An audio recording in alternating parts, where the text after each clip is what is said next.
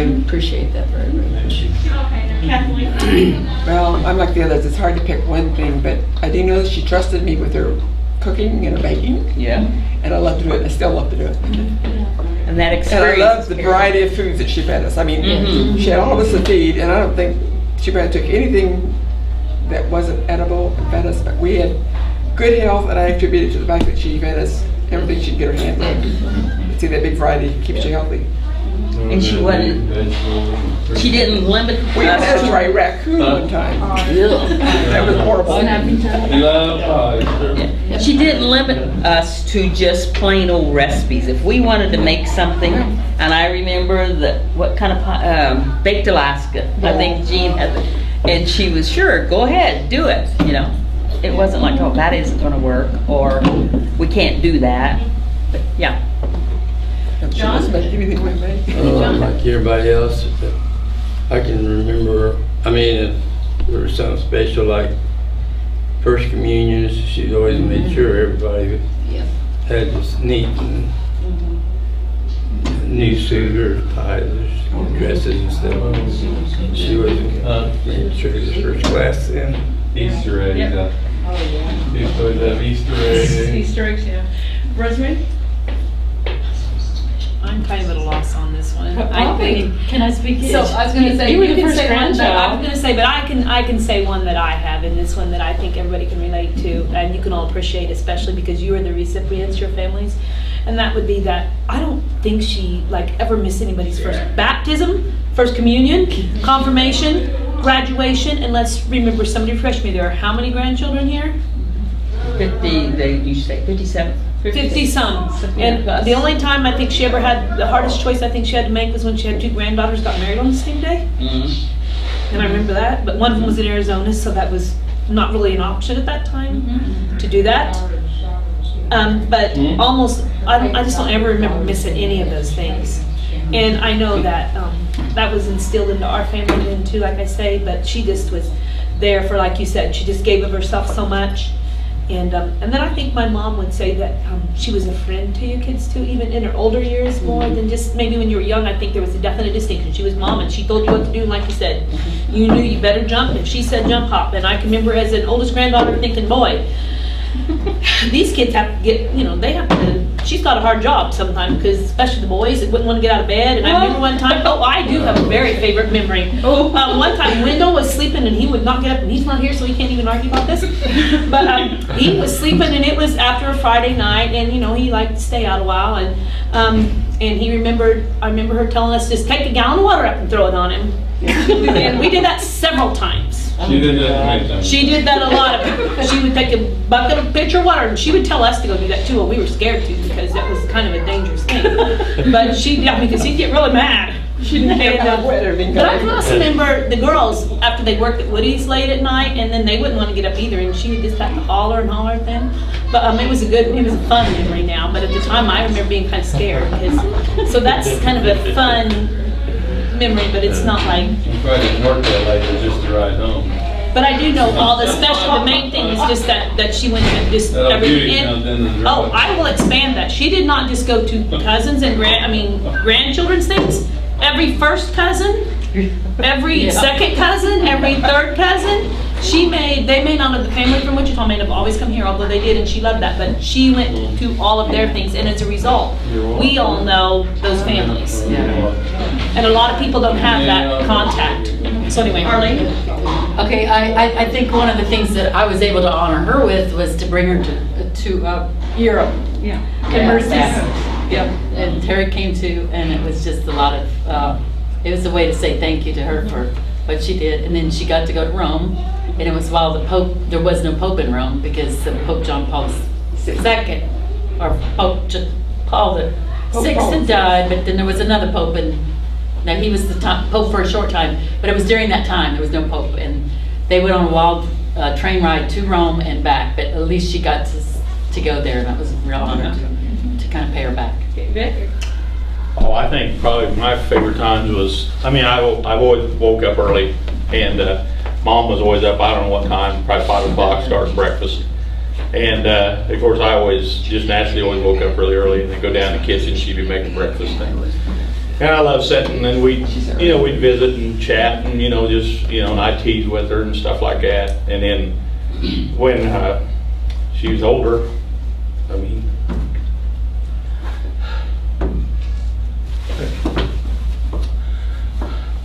I just loved going in the afternoon and sitting and visit with her. And of course, that's how I learned so much about her family and ancestors and all that. We'd sit and visit, and I'd quiz her down, and she'd tell me these stories, going and all this different thing, all the whatever. And that's what I miss today. To be able to go sit out with her. In mid-morning, you had to listen to Kitchen Clatter. Yeah. Right? Wait, none of you mentioned kitchen clatter. Yeah, what about Mercedes? All right, Mercedes, what's your favorite memory of your mom? Mercedes, what's your favorite memory of your mom? You're. Hang on, we've got some technical difficulties here. She's there. The radio was always on for the football games too, the K-State football games. In the kids' basketball and basketball, but yeah, we'll do one last question. Okay, she's got to go. All right, Mercury? Yeah. Okay, well, somebody just sort of stole it because it's about kitchen clatter partly. But anyway, sort of connected to that was baking bread with my mom early in the morning, and then after we got the bread set up to rise, then we would sit down and have coffee and bread and butter together and listen to kitchen clatter, and that was really fun. And one other thing I want to say was really nice about our mom was whenever you got in trouble in general, I don't know how it was for all you, but anyway, for me, when you got in trouble, then she moved on really quickly, and she didn't send you to timeout or drag it out. She got you right back in the game. Okay. All right. I want to thank all of you. I know this took a lot of time, and to me, it's a pleasure and an honor to hear from all of you. So one last question before we leave. What do you want your grandchildren to know about you? Is there one thing you want to make sure they know? Because, Yeah, I want to hear you want to know, but you don't want them to know. That's what I want to hear. Okay, how about you, Joe? Who's the youngest person? Okay, oldest to youngest, so that's Mary Frances. What is one question that your mom wrote to her grandchildren to know about her? Oh, I think she would want to know that she loved God with all of her heart, and that everything else in life was just meaningless if she didn't have that love for God, because that is the thing that you could take into eternity, and that she would want them to be there with her. Okay? What was the question? That was them to know about me. What's one thing you want your grandchildren to know about you? About me? Or, okay, how about your parents? Your parents. That way it's not so personal. Say what? What's one thing you want your children to know about your grandchildren? I want them to know that the greatest gift that they have in this world is their Catholic faith. And there's absolutely nothing else. And I don't care who says you can do this, that, or other. And I've had my challenges from one or two of my grandkids, but there is nothing that you can take with you from this world. And I want them to go and say, my grandmother believes in God and in her faith. Okay. John, your sir? I think Test my knowledge. I'll just go with Gene on that. I don't know. It's important. There's a lot of bumps through life, and I don't know. Absolutely. I'm Kathleen? kind of like Gene and John, that I want them to know that my mom really believed, or my parents believed in God, and that's, I think, probably how they made it to a lot of their challenges in life, that they had a strong Catholic faith, and they kept the faith, and they practiced what they taught. Sign of the times. And I want the kids to know that that's probably the most important thing they can do in their life, is keep your faith and come to know God. I agree with the same Yeah. thing. I thank them many times as I pray that they taught us the rosary To what? in our Catholic Oh, faith. okay. Because I think it was a real gift to us, and I want Okay. to pass it on. Okay. Terry? And I'm basically the same thing. You've got to have faith, and their faith that they got from their ancestors and passed down And for me to pass that down to them is what I want. And love will take care of a lot of things. Yeah. That's true. Oh, I'd say the same thing. I mean, they were so strong in their faith and their belief in God and family. I mean, that was number 1, 2 in their lives are intertwined. And like the other one's saying, I mean, you know, I've been so thankful so many times that I was taught in the faith and believe in God, and it's carried me through a lot. Arlene? Oh, gosh. Well, Mom never really understood my job. You know, because, you know, for catechism for them was very simple. But when you work on a military base, and so I would bring her up there, and she actually sat with me on my job, you know, and saw that I was actually working, because I think for a long time she thought I was teaching school yet, you know, after I had this other job. I've now had it 20 years, but anyway. So I think that was a real honor, and she could see that, I hope that she saw that, you know, okay, this is the next generation, and this is what you're doing, and God multiplies. And so, you know, where she had 12 kids and all of her grandchildren, now I had 525 kids in my program, and the adults. And so, you know, you know, my kids, a lot of them are in the faith right now, and it's really, you know, I wonder what the heck I'm doing wrong. But for her, you know, that she got to see, you know, the results of her instilling faith in her children. Steve? Oh, I have to go with faith that they taught us right from wrong. That saved me a lot of times. Yeah. Swella? You're here just in time for the last question. And then we were never word poor. Never mentioned the word poor. Yeah. We didn't have a nickel. Oh, we didn't know we were. Now everybody's poor. Yeah, the thing about it, I mean, I thought about it a lot. I mean, think of the way we ate. I mean, nowadays everybody thinks they've discovered something, farm to table and all this. I mean, we were doing that a long time ago. I think Kathleen or somebody was talking about all the different foods we ate. I mean, the whole variety of everything. And like kids we went to school with, I mean, they would come and spend the night. They didn't have any idea what rhubarb pie was. They didn't have any idea what, you know, a lot of different pies and desserts and stuff we had. Even like the Jacobses, I mean, they ate pretty simple. I mean, but for us, I mean, we were like, you know, I look back now, and I mean, just like you say, like John was talking about, our clothes. I mean, you know, you had starch white shirts. Your shoes were spit shine. I mean, you know, and everybody was dressed to the nines, you know, when you went to church or you were going We had our hats to on. you know, and hats and Women had everything. hats. So I mean, you know, yeah, as far as, I mean, we were so fortunate, and I think back now, my goodness, we were living like royalty. I mean, you know, didn't know it, you know, like Steve said, we didn't have 2 nickels rubbed together, but my goodness, I mean, we were living high life, you know, like unbelievable. And our Sunday dinners Yeah, Sunday dinner. with the tablecloths and the china Tablecloth. and the crystal. Oh, yeah. I tried doing that now. Yeah. Sunday Yeah. dinner. I'm trying to do that. I think John has. Where I have all this. If you're done, question. We've got Sorella and Mercedes, and then we're Okay. finished. Yeah. Sorella, what's one thing you'd like your grandchildren to know about your parents? You sprung this on me. I would like that you would pass down the way. Yeah, ask Mercedes, and then since I just got back in here and trying to turn her out real quick. Mercedes, can you tell us one thing you'd like your grandchildren to know about your parents? Yes. One thing is how, well, you know, we did a lot of work together, but it always seemed, especially like with my mom, because, you know, I spent more time with mom when I was older, that even when we were working, it kind of seemed like a party. And so that was one thing that I would like them to know. And then also that people were more important than things for them. Yeah.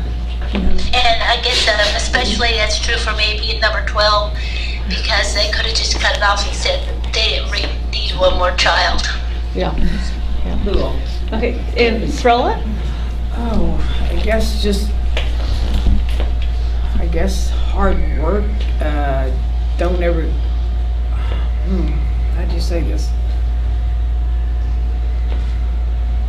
Cheapers. I don't know how to put it in words. I want them to know is God is always with you. He's guiding you and helping you, no matter whether you know it or not. How that they were there teaching us all of those things, making sure we got the catechism, we got the mass, we got the confession, we did all those things that have made us strong, I guess you'd say, as a person, and have made us strong characters for the rest of our lives. And the fact that they were so dedicated to all of us, and every day they gave, each and every one, both of them, in all the ways they, gosh, Mom sweating all those, in the kitchen with all of us, all those hot summer days, all that canning, and keeping us all working, that we all work together hard. Good comes in the end. We're all blessed in the end. Thank you so much. But John wanted to say something. I might have trouble getting through this, but That's okay. We're here for you. Yeah. I was, last year, I went down toward the foundation out of the barn.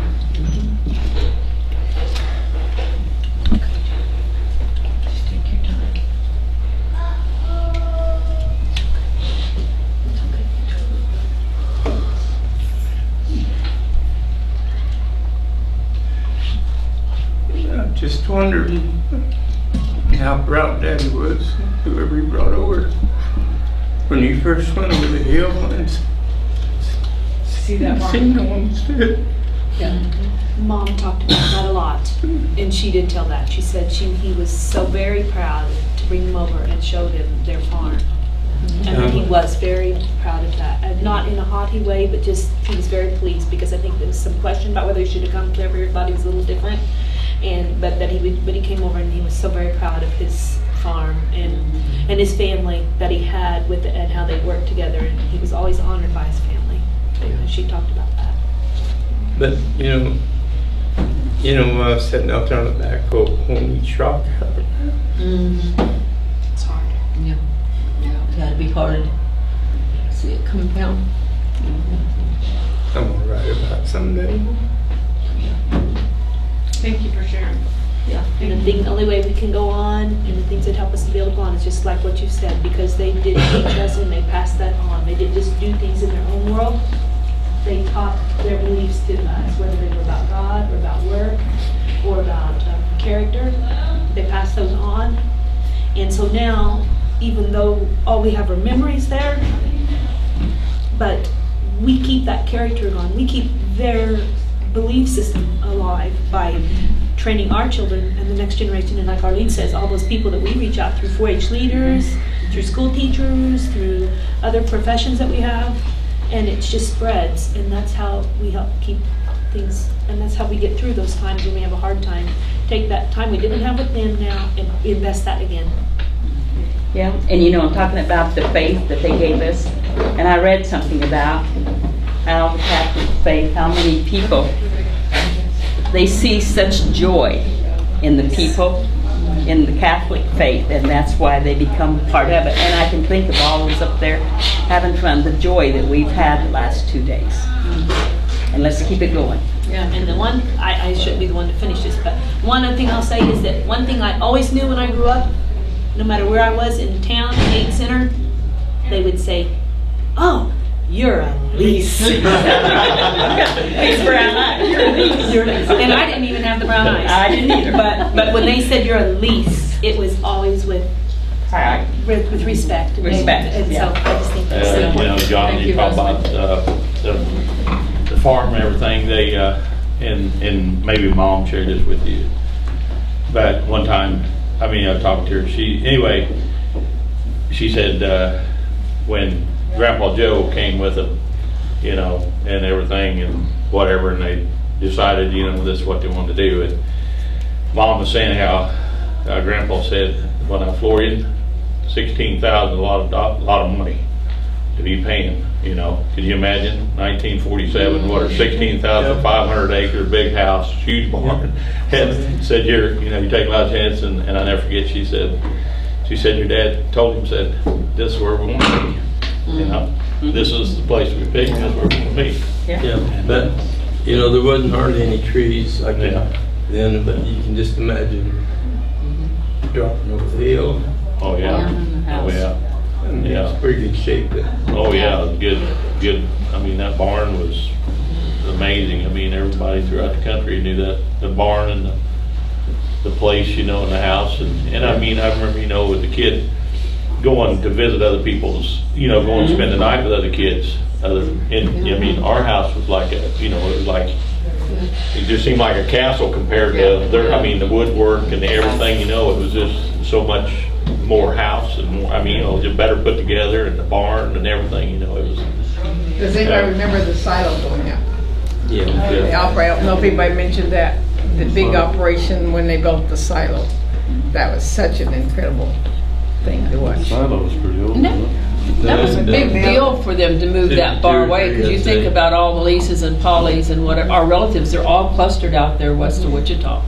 For them to do this was a huge adventure for them. I told my daughter Julie when she moved from Wichita to Lincolnville, I said, you make me think of my parents, because she had, see, they had 5 of us that went off all by themselves, and they made it. Yeah. Because it was a real struggle for them to leave Wichita. They knew they wanted to go back to farming. It was still very, very difficult to do. I said, you make me think of my mom, because you're so proud to go out and do that. Yeah. And she wants to do it, so we're making it work. Yeah, that's right. Steve. Stephen? And we should all bless Stephen before he goes. Yeah. Stephen. Should probably have good luck. Yes. Guess it And I counts. know your mom and dad are up there praying for you. Stephen, Victor, what to say? Or Well, John? I know I visited with you one day about having a picture, that aerial picture. Maybe some of the other kids would like to You guys gonna have come a upstairs, but I stand got a picture of it on my iPad. on your On your iPad? Oh, I mean, I'd just like to have. I gotta go. Get a copy. Yeah. Copy of it? Yeah, if he can send it to us. Copy. We'll put Yeah. it in the disc with all the other pictures on scan over the weekend. Okay. And that way everybody can have some Everyone, fun. thank you so much. This is like. What channel do we It's listen? been kind of fun. It was really fun. Thank you. Yeah, thank you. Some days you need to learn how to tell time. Best 5 minutes he's been in a while. It's at least 5 minutes. exactly. You got it right. It's one of those things, if you don't take that 5 minutes, you don't do it, it's Okay, fine. but when do we want to meet again? That's the whole thing. Shane said he would be part of it, so do we have any other volunteers? Can we get one from each of the 12? Well, that would be good. One from each of the 12 to make a committee, so that not one. Okay. Because Heather sheltered a lot. Oh, yes, Yeah, Or if you divide it in halves, or like half the first and half the next, because And I you get started that that because gets pretty. Heather to What are we me. talking about? Oh, the next time we meet together. I said even if you divided it in halves, because I don't know Like that you really 6. need 12, if you had 6 do one section and then 6 the next time, 6 oldest and 6 youngest, or I don't know, maybe you need all Yeah. 12. Might have to depend. I found it's a lot of people that 2 didn't and contact just, the and other then one. where the But family. it spreads the word faster, and it Yes. helps coordinate better. All I know is that being the mother of 13.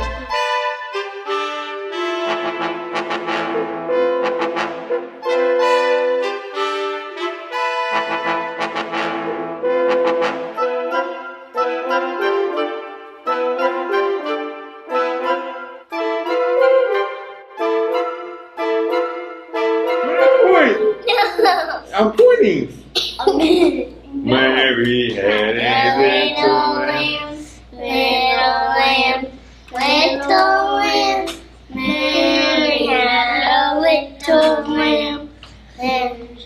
His fleece was white as snow, and everywhere that Mary went, Mary went. Mary went.